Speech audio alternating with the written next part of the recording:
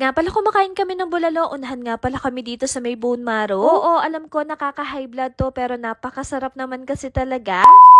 Tara, samahan nyo naman kami mag-food trip dito sa may Tagaytay kasama ang pamilya. Anyway, gabi nga pala bago kami umalis, inayos ko na nga pala itong mga gamit namin. Naninibago nga ako kasi nga ang dami kong ang bit-bit dahil nga alam nyo naman meron kaming baby. Naniniwala nga ako na di bali ng sobra, wag lang magkukulang. Sa wakas, masusuot na nga namin itong mga turno pajama namin ng mga bata. Sayang nga lang, walang kasya ang Daddy Bean, kaya naman kami na muna nila Arkia at Bebe Arlo yung magmamachi-machi. Bali, itong mga to nga pala, nabili ko nga pala to sa may Zia's Closet. Then next ko naman inayos itong gamit namin ng Daddy Bean. Ito nga, dumating nga itong mga pinag-order ko sa Eda Mama. Mga essentials nga pala to ni Arkia and Bebe Arlo. Alam nyo ba itong si Arkia na hilig nga pala sa Band-Aid, tapos binilhan ko nga pala si Bebe Arlo ng face cream. Meron nga din dito na powder, tapos ito namang Mustela yung ginagamit ko kay Bebe Arlo. Bali, ito yung kanilang cleansing gel, tapos ito naman yung hairspray. Minsan sa Eda Mama nga pala ako bumibili kasi nga napakaraming freebies. And para sa akin, mas mura nga dito compared sa mga ibang app. And kinabukasan, nagbiyahe na nga kami ng 5:36 AM. Maan na nga din kami dito sa may gasolinahan, tapos nagpalinis na nga din kami ng windshield. Ang usapan nga namin, alas 3 na madaling araw kami aalis, kaso nga lang hindi kami kaagad nagising, kaya bandang alas 5 na nga kami nakapagbiyahe. Sa mga punto nga na yan, medyo kinakabahan nga kami habang nagbabiyahe kasi nga maraming ang nagsasabi na traffic nga daw sa may SLEX. Pero so far, nung nagbabiyahe kami, okay naman din at wala namang masyadong traffic. Kami na nga lang ng Daddy binanggising, tapos lahat nga sila nakatulog na nga sa biyahe. Ako kasi hanggat maaari ayoko talagang tulugan ng Daddy Bin dahil mahirap na. Bali dumaan nga pala kami ng Skyway, tapos nag-SLEX kami para nga mas mabilis. So sobrang lakas nga ng ulan yung biyahe namin from Pampanga to Tagaytay, umabot nga kami ng 4 na oras. Dahan-dahan nga kami kasi tingnan nyo naman halos wala na nga kaming makita sa daan.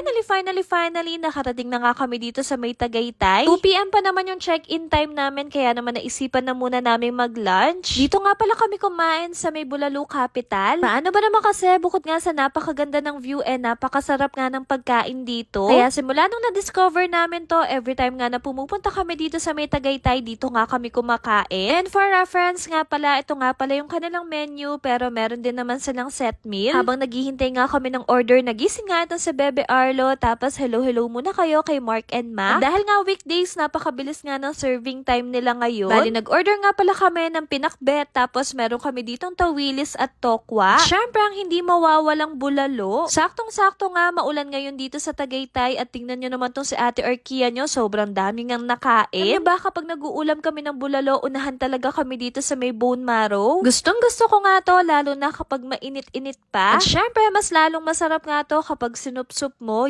Kanyaman. Naka-jackpot pa nga ang Daddy Bean at meron pa ang isang bone marrow. And for today's video, pagbigyan nyo na kami dahil nga meron naman kami dala-dala na pangontra. Si Dada, dahil nga madala nga lang kami kumain na to, talagang nilubos-lubos na nga rin niya. And aminin nyo, iba kasi talaga yung bulalo dito sa Tagaytay, napakasarap. After nga pala namin kumain na to nga si Dada, ready at meron nga siyang dala-dala na barley. And kung dati na kayo nanonood ng vlogs ko, talagang umiinom na nga kami na tong Miracle Barley kasi napakarami niyang health benefits. Kaya naman imbes na mag-order nga kami ng soft drinks o kaya ng juice, eto na nga lang yung ininom namin. And sinasabi ko talaga sa inyo, bukod sa 100% organic to, napakasarap pa. Yung barley juice na hindi lasang damo, lasa siyang cucumber na merong honey at lemon. Kaya naman kutulad din namin kayo na gustong ma-maintain ang cholesterol level at ma-normalize nga ang blood sugar, para sa inyo rin to. Mara-recommend ko nga sa inyo to dahil nga subok na to ng buong pamilya. Kaya naman kung bet nyo din, nilalagay ko na lang sa comment section kung saan namin nabibili. Then after nga pala namin kumain, umakyat nga pala kami dito sa may second floor nila at meron nga mga picturean spot dito. Nakakatuwa nga itong si Ate Arkia at feel na feel nga niya dito sa may trono. And ito nga palang OOTD niya, nabili ko nga din pala to sa may Zia's Closet. Hi!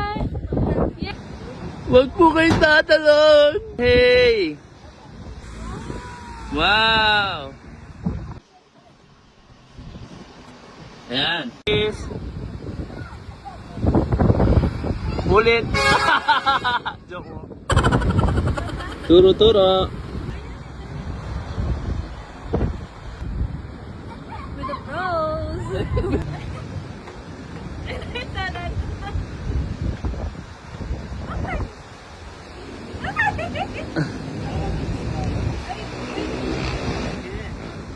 Ay, very good job. Wala mama yun.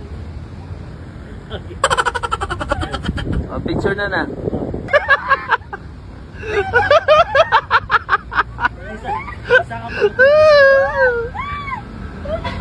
So, ayan na nga pala yung mga iba pa naming kaganapan clips dito sa Tagaytay, kaya abangan nyo na lang yung part 2.